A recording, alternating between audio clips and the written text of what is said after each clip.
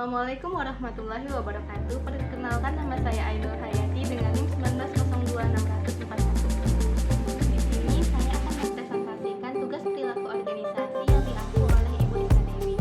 Adapun materi yang saya presentasikan yaitu mengenai kepemimpinan dalam organisasi. Baiklah, berikut presentasinya. Kepemimpinan dalam organisasi. Menurut Tikno dan Sufi, kepemimpinan atau leadership memiliki arti yang luas, meliputi ilmu tentang kepemimpinan, teknik kepemimpinan, seni memimpin, ciri kepemimpinan, serta sejarah kepemimpinan. Adapun kepemimpinan dalam organisasi adalah sebuah proses di mana seorang pemimpin dapat memengaruhi dan memberikan contoh kepada pengikutnya dalam upaya mencapai tujuan organisasi.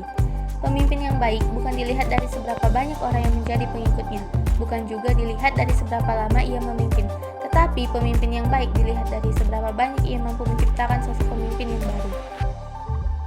Kepemimpinan menjadi salah satu faktor penting bagi keberhasilan sebuah organisasi. Nah, oleh karena itu, ada beberapa sikap kepemimpinan dalam organisasi yang perlu ditetapkan oleh seorang pemimpin. Yang pertama yaitu menjalin kedekatan dengan rekan. Kepemimpinan dalam organisasi akan menjadi lebih efektif jika seorang pemimpin telah mendapat respek dari rekan. Yang kedua, memberikan semangat dan motivasi. Kepemimpinan dalam organisasi bukan perihal soal pangkat dan jabatan, tetapi kepemimpinan adalah bagaimana seorang pemimpin dapat memberikan semangat dan motivasi bahkan untuk setiap hal kecil dari pekerjaan yang dilakukan oleh rekan. Yang ketiga, memberikan kepercayaan dan tanggung jawab. Kepemimpinan dalam organisasi adalah tentang kepercayaan. Berikan tanggung jawab yang lebih kepada rekan dalam melakukan tugas. Jika ada hal yang tidak sejalan, berikanlah feedback agar kedepannya mereka tidak takut salah dalam mengambil keputusan. Ada 5 kunci kepemimpinan. Yang pertama, delegasikan pekerjaan dengan bijaksana. Yang kedua, tentukan tujuan yang jelas. Yang ketiga, berkomunikasi dengan efektif. Yang keempat, sediakan waktu untuk karyawan. Yang kelima, akui prestasi karyawan. Adapun 5 hal yang perlu diperhatikan dalam memimpin suatu organisasi. Yang pertama, efektivitas kepemimpinan bukan berdasarkan penunjukannya, melainkan penerimaan para anggota terhadap kepemimpinannya. Yang kedua, efektivitas kepemimpinan tercermin dari kemampuannya untuk tumbuh dan berkembang. Yang ketiga, efektivitas kepemimpinan menuntut kemahiran untuk membaca situasi. Yang keempat, sikap dan perilaku seseorang terbentuk dari pertumbuhan dan perkembangan. Yang kelima, anggota yang mampu menyesuaikan cara berpikir dan bertindaknya untuk mencapai tujuan organisasi dapat mewujudkan kehidupan organisasi yang dinamis dan serasi. Ada 4 teori kepemimpinan dalam organisasi. Yang pertama yaitu teori sifat, meliputi kecerdasan, inisiatif, keterbukaan dan perasaan humor, antusiasme, kejujuran, simpatik, kepercayaan pada diri sendiri atau percaya diri. Yang kedua ada teori kelompok atau berskala psikologi sosial, meliputi pertukaran antara pemimpin dan pengikutnya. Konsep sosiologi memperhitungkan dan membantu pengikutnya pemberian perhatian.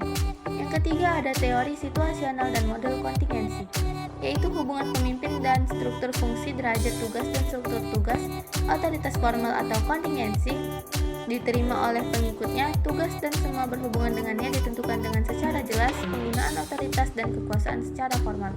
Dan yang terakhir yaitu teori jalan kecil tujuan, meliputi kepemimpinan direktif, pemimpin mendukung partisipatif, pemimpin berorientasi pada prestasi. Jenis-jenis gaya kepemimpinan. Yang pertama yaitu gaya kepemimpinan otoriter. Gaya kepemimpinan ini bersifat terpusat pada pemimpin sebagai satu-satunya penentu, penguasa, dan pengendali anggota organisasi dan kegiatannya dalam usaha mencapai tujuan organisasi.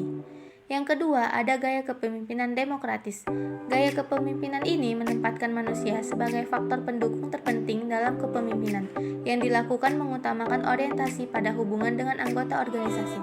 Di dalam gaya kepemimpinan demokratis ini meliputi gaya kepemimpinan birokrat,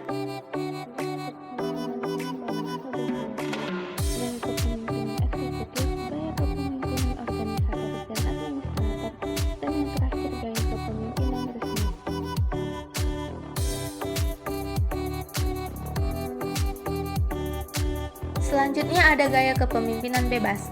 Gaya kepemimpinan ini pada dasarnya berpandangan bahwa anggota organisasi mampu mandiri dalam membuat keputusan atau mampu mengurus dirinya masing-masing, dengan sedikit mungkin pengarahan atau pemberian petunjuk dalam merealisasikan tugas pokok masing-masing sebagai bagian dari tugas pokok organisasi.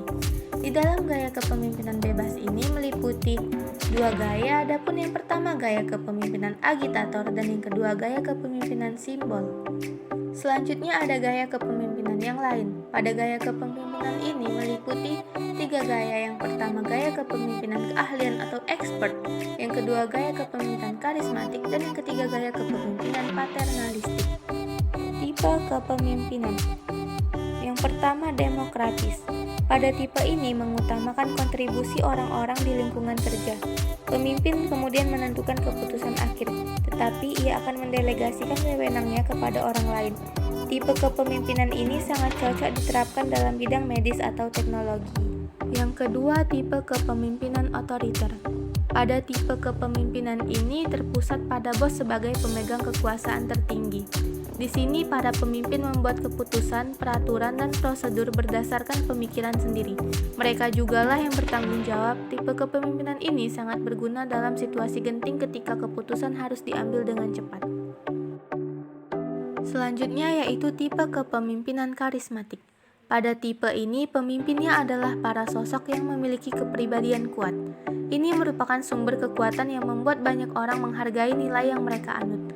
Para pemimpin karismatik tidak sekedar terkenal karena posisi atau kepemilikan terhadap suatu hal. Mereka mampu mengubah arah pandang pengikutnya yang sudah mengakar menjadi suatu hal yang lebih baik lagi. Selanjutnya ada tipe kepemimpinan militeristik. Pada tipe kepemimpinan ini digunakan pada organisasi yang membutuhkan disiplin tingkat tinggi. Pada tipe ini juga atasan dan bawahan sangat menghargai kedisiplinan terutama seperti tepat waktu. Yang terakhir adalah tipe kepemimpinan paternalistik. Pada tipe ini atasan menganggap bahwa bawahannya adalah anak kecil yang harus dibimbing, diarahkan, dan dikontrol. Baiklah, sekian presentasi dari saya. Terima kasih. Assalamualaikum warahmatullahi wabarakatuh.